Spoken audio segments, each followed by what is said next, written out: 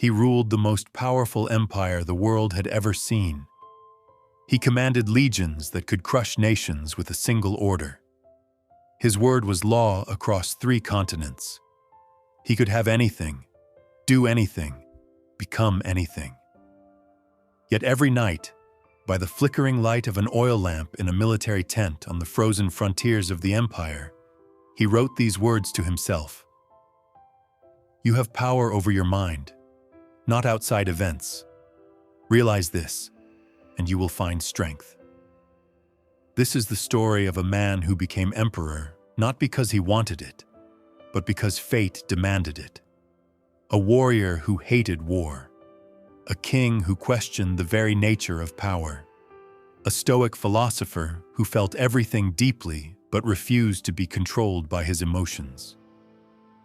His name was Marcus Aurelius, the last of the 5 good emperors. The philosopher who wore a crown of gold but spent his life mastering a kingdom far more important than Rome. The kingdom within himself, and his wisdom, written nearly 2,000 years ago in the dirt and blood of battlefields, in moments of exhaustion and grief, still echoes louder than any empire ever could. Because Marcus Aurelius left us something that no conquest, no monument, no military victory could ever achieve. He left us a map to inner peace in a world that will never stop challenging us. This is his story. Marcus Aurelius was born in the year 121 AD in the heart of Rome, into a world of marble columns, golden statues, absolute power, and endless possibility. His family was noble, well-connected, privileged beyond measure. He should have lived a life of leisure, of indulgence, of comfort. He had every reason to become just another wealthy Roman who spent his days at banquets and his nights in pleasure.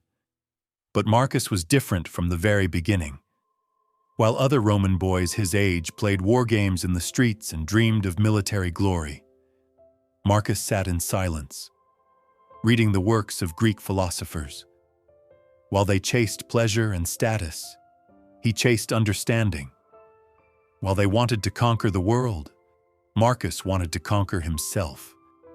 Here is the paradox that defines him and makes his story so compelling even today. Marcus Aurelius never wanted to be emperor. He wanted to be a philosopher. He wanted a quiet life of thought, reflection, study, and inner peace.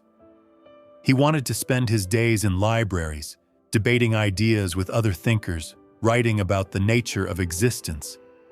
But the universe had other plans for him. At the age of just 17, Emperor Hadrian looked across the empire and chose him. Not for his ambition, because Marcus had none. Not for his hunger for power, because he had no interest in ruling, but for his character, his discipline, his calm in the midst of chaos, his ability to see clearly when others panicked. And so the boy who wanted nothing to do with ruling the world was groomed to become its master. He was adopted by the next emperor, Antoninus Pius, and trained in everything an emperor needed to know: governance, war, rhetoric, law, diplomacy, and philosophy. Every single day, he was being shaped into something he never asked to be. And when Antoninus Pius died in the year 161 AD, Marcus Aurelius, at 40 years old, became emperor of Rome. The most powerful man on earth, and possibly the loneliest. Most men would have celebrated. Most would have reveled in the glory, the wealth, the absolute authority. Marcus mourned.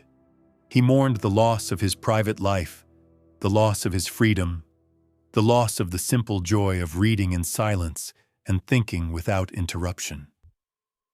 But duty called, and Marcus, being who he was, answered. To understand what Marcus faced, you need to imagine the Roman Empire in the 2nd century. It stretched from the burning deserts of North Africa to the dark forests of Germania, from the misty shores of Britannia to the ancient sands of Mesopotamia. Over 60 million people, hundreds of different cultures, languages, religions, one throne, one man holding it all together.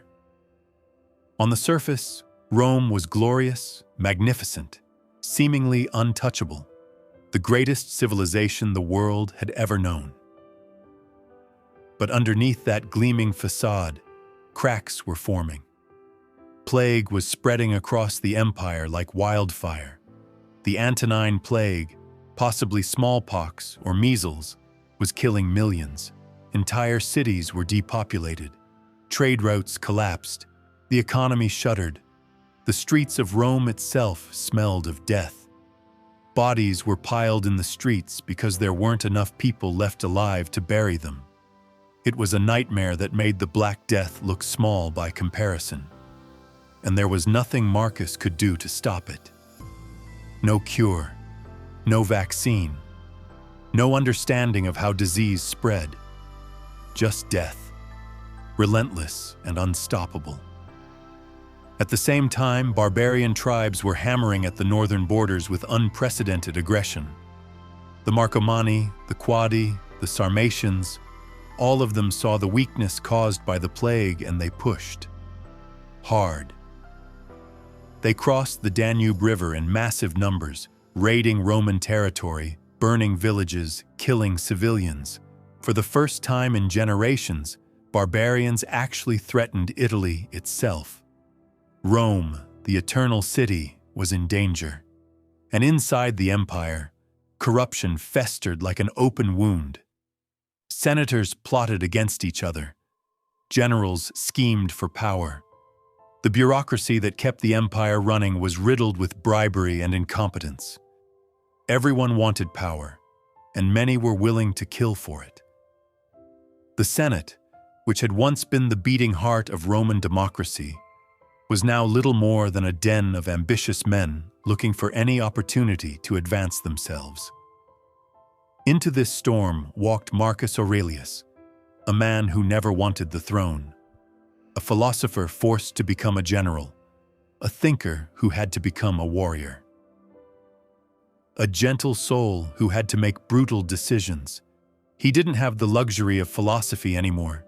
He had to act, command, decide, lead, send men to their deaths, watch cities burn, make choices that would haunt him for the rest of his life. And through it all, he kept asking himself the hardest question any leader can face. How do I do what must be done without losing who I am? How do I remain human when the world demands I become a monster? Marcus Aurelius's first decision as emperor shocked everyone in Rome. He did something no emperor had ever done before in the entire history of the empire. He shared the throne. He made his adoptive brother, Lucius Verus, co-emperor. Not out of weakness, not out of fear, but out of wisdom.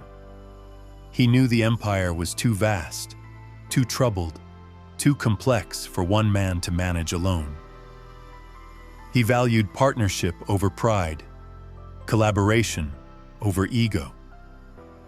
It was a radical decision that proved Marcus was a different kind of ruler from the very beginning. But partnership came with its own problems. Lucius Verus was everything Marcus wasn't. Charming, charismatic, loved by the people, the life of every party. Where Marcus was serious and contemplative, Lucius was playful and spontaneous.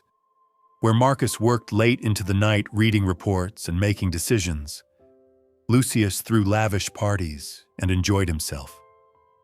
Where Marcus read Epictetus and Marcus's beloved philosophy texts, Lucius indulged in wine and pleasure. And yet, Marcus never resented him. He supported him, guided him, trusted him. Because Marcus understood something that most rulers never grasp.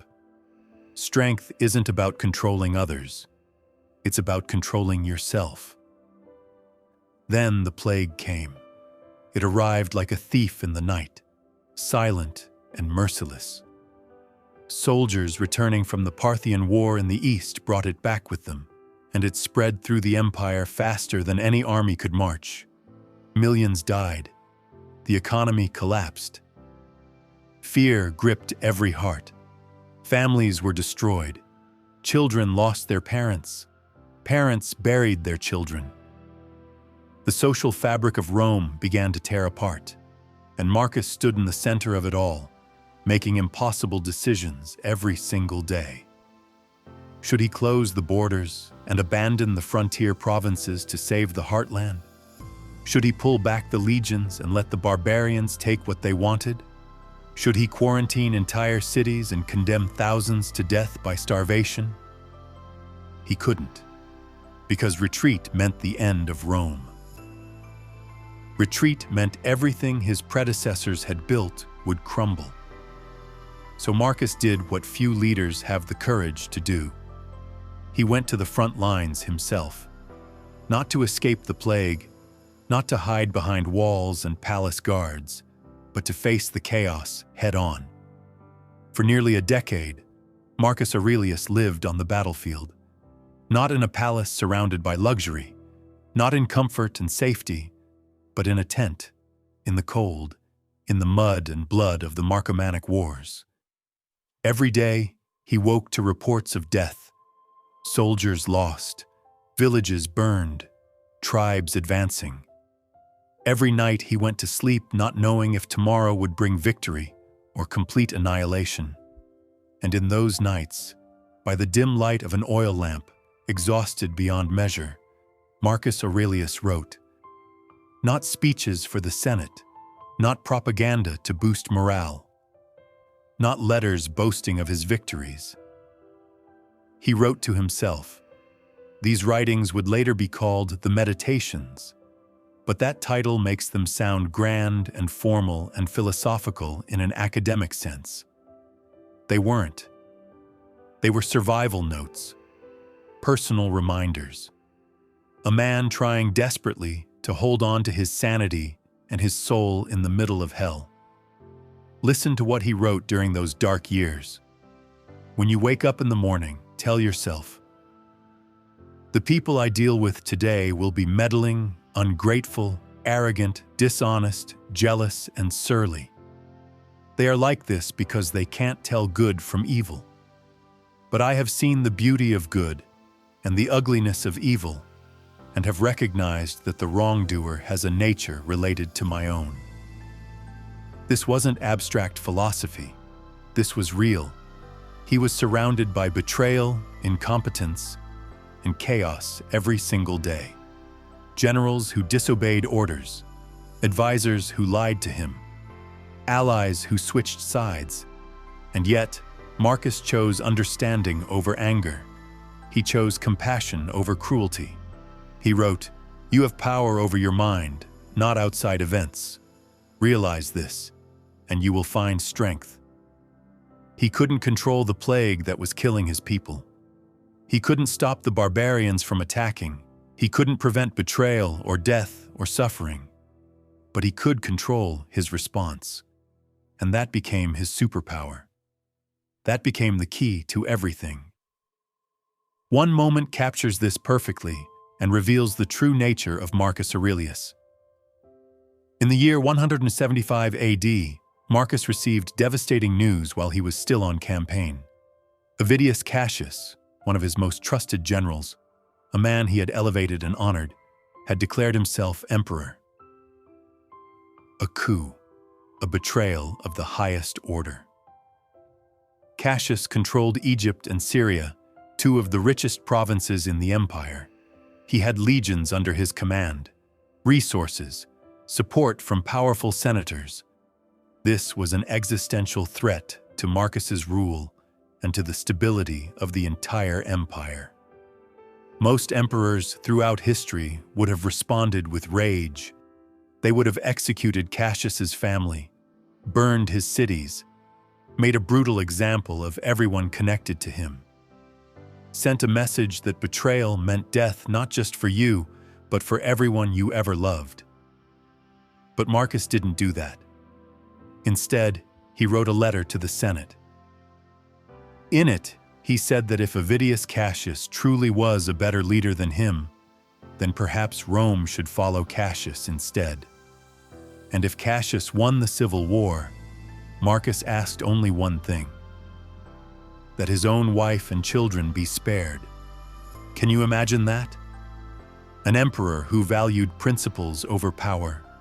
A ruler who cared more about doing what was right than about winning. But before any battle could happen, before Marcus even reached the east, Cassius was assassinated by his own men. And when they brought his severed head to Marcus as a trophy, expecting reward and praise and honors for their loyalty, Marcus refused to even look at it. He ordered it buried with honor. He refused to celebrate the death of a Roman, even one who had betrayed him, because Marcus understood something profound. Hatred poisons the one who holds it far more than the one it's aimed at. Revenge doesn't heal wounds. It only creates new ones. This was his defining moment. Not a victory in battle. Not a grand speech that inspired the troops, but a choice. A choice to remain human when the world gave him every reason not to be. Marcus Aurelius never intended for anyone to read his meditations. They were private, personal, his therapy, his anchor in the storm. But centuries after his death, they were discovered and published, and they became one of the most influential books ever written. Presidents, generals, artists, entrepreneurs, everyone from Frederick the Great to Theodore Roosevelt to Bill Clinton to modern Silicon Valley CEOs have turned to Marcus for guidance. Why? Because his wisdom isn't abstract philosophy that sounds impressive but means nothing in practice. It's practical. It's real. It's for people who are struggling, suffering, trying to make sense of a chaotic world.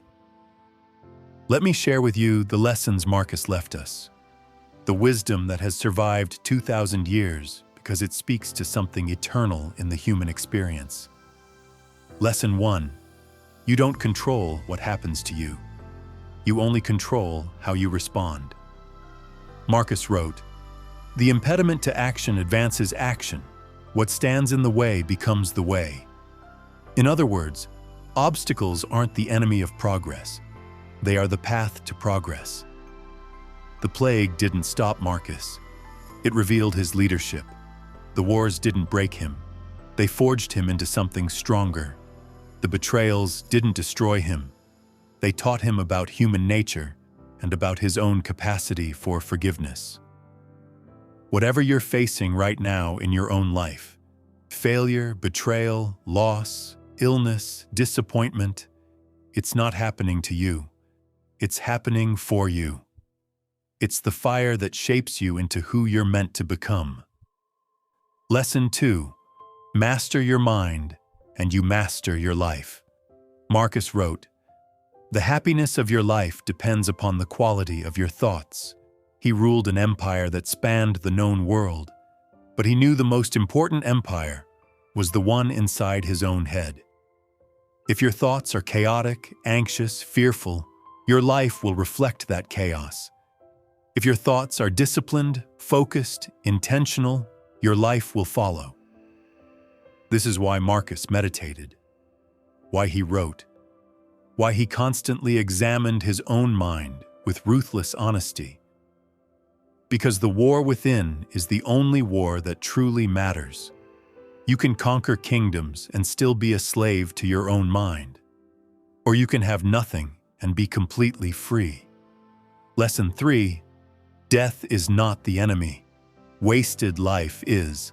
Marcus was obsessed with mortality, but not in a morbid way, in a clarifying way. He wrote, "You could leave life right now. Let that determine what you do and say and think." He knew death was coming for him, for everyone he loved, for the empire itself. Nothing lasts forever. Everything is temporary.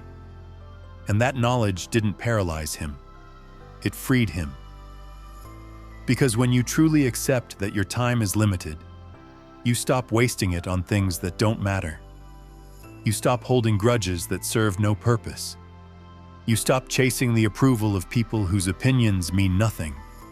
You stop living for others and start living for what's real, what's true, what actually matters. Lesson 4. Be useful. Be kind. Be brief. Marcus had a simple rule for life that cuts through all the noise and complexity. Waste no more time arguing what a good man should be. Be one. He didn't just talk about virtue. He lived it. Every single day. He woke before dawn while others slept.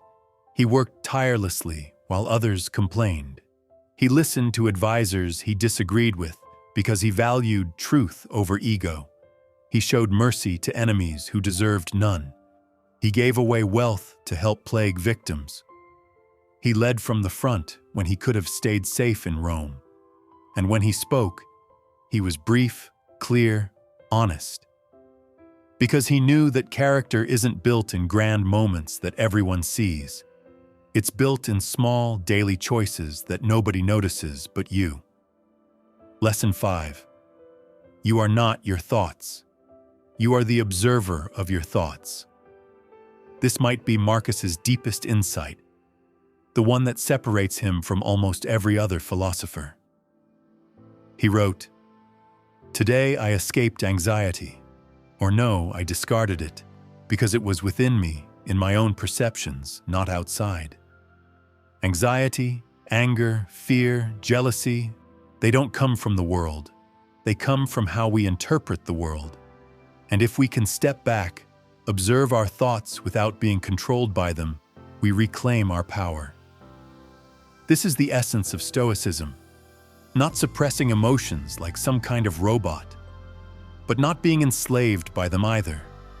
Marcus felt everything: grief when his children died, exhaustion from endless war, frustration with incompetent leaders, loneliness in a position where he could trust almost no one.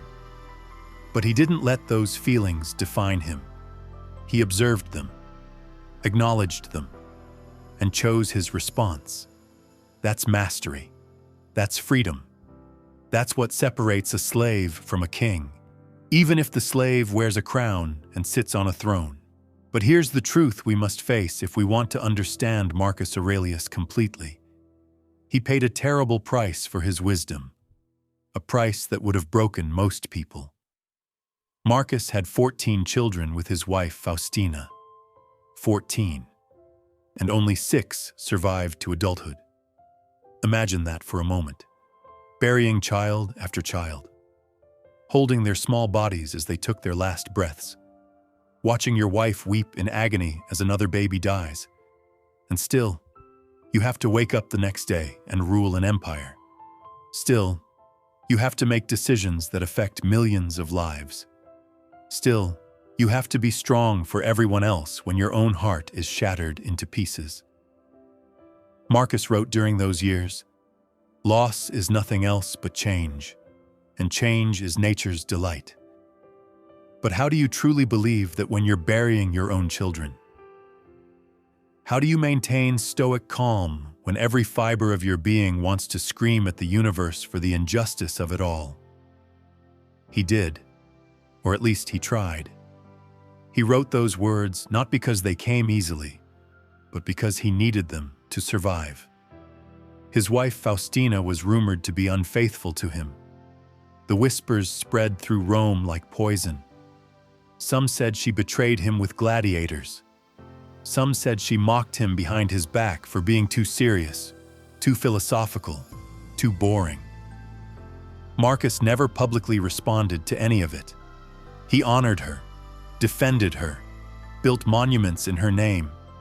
And when she died in 175 AD during a military campaign, he grieved deeply and genuinely, because he chose love over suspicion, loyalty over revenge, trust over cynicism, even when the world gave him every reason to be bitter. But perhaps the greatest tragedy of all, the one that haunts Marcus's legacy to this day, was his son, Commodus. the boy Marcus loved more than anything, the heir he raised and educated, the future of Rome. Commodus was everything Marcus wasn't. Vain, cruel, unstable, obsessed with glory and gladiatorial combat. He cared nothing for philosophy or duty or the well-being of the empire. He just wanted to be worshipped. Marcus saw it. He knew.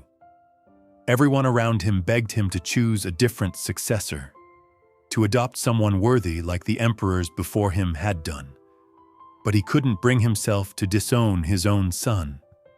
And so when Marcus died in 180 AD, at the age of 58, on the northern frontier, still at war, still fighting for Rome, he left the empire to Commodus, and Commodus destroyed everything Marcus had built.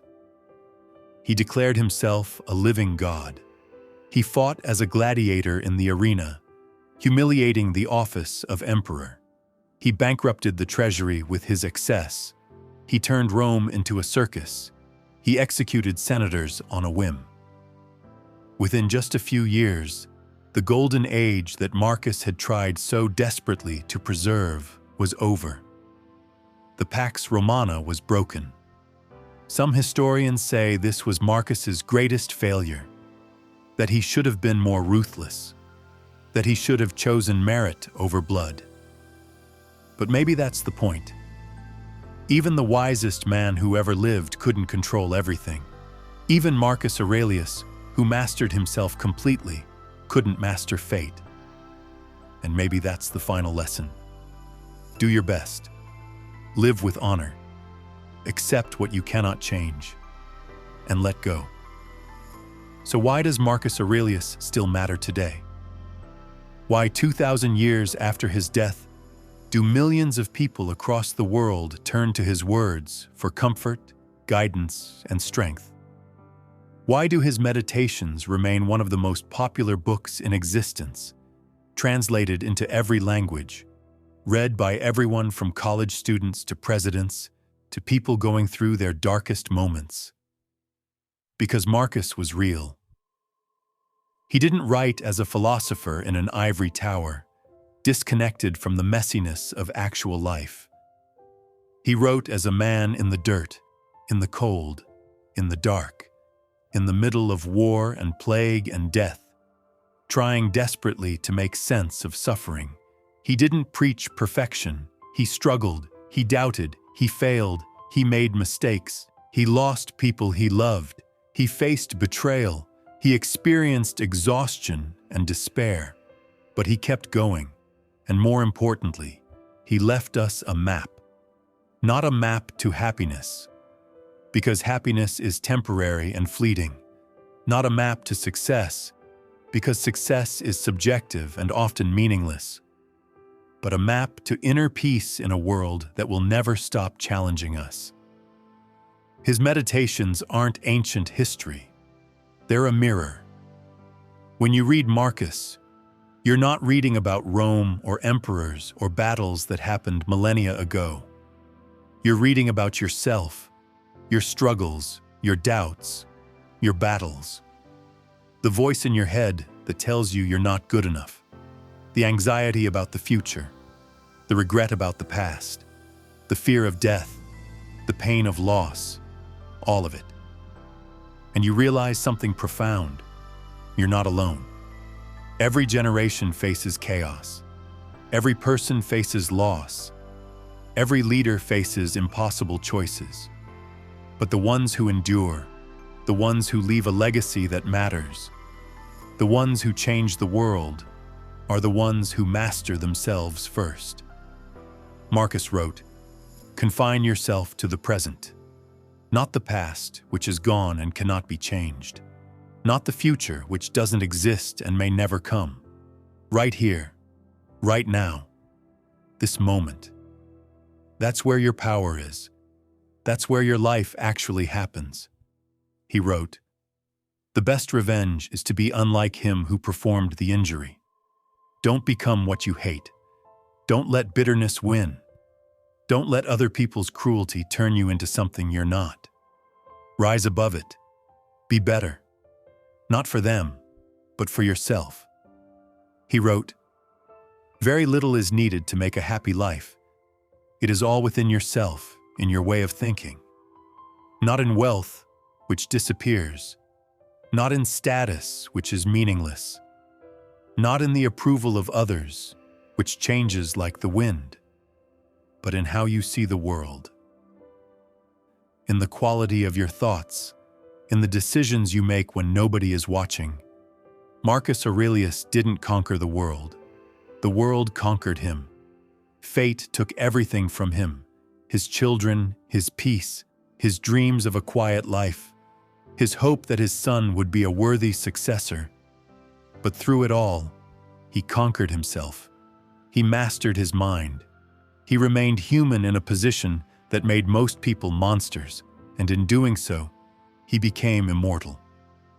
As Marcus lay dying on the battlefield in 180 AD, surrounded by generals and advisors, his last recorded words were simple and profound. "Go to the rising sun. I am already setting." He knew his time was over. He accepted it with the same calm he had maintained throughout his entire life. But he also knew that the sun would rise again. And it did. Not in the Rome he left behind. That Rome fell. The empire crumbled. Commodus destroyed his legacy. But the sun rose in every person who has ever picked up his meditations and found strength in the darkness. In every leader who chose principle over power. In every person who faced suffering and said, "I will not break." That's his legacy. Not an empire, not monuments, not statues or coins or military victories, but an idea. The idea that the greatest victory is not over others, but over yourself. That true power is not in control, but in surrender to what is. That wisdom is not in knowing all the answers, but in asking the right questions. Marcus Aurelius was a king who never wanted a crown, a warrior who hated war, a philosopher who ruled the world. And his voice, calm and steady and wise, still whispers across the centuries to anyone willing to listen. You have power over your mind, not outside events. Realize this, and you will find strength. So what will you do with that power? That's the question Marcus leaves us with, and the answer is yours to write. If this story moved you, if Marcus's wisdom resonated with your soul, subscribe to learn their legacy. Because every week, we bring you the untold stories of history's greatest minds, the ones who changed the world by changing themselves first. Hit that like button. Share this with someone who needs to hear it. And remember, your legacy isn't written in what happens to you. It's written in how you respond. Thank you for watching. Now go and master yourself.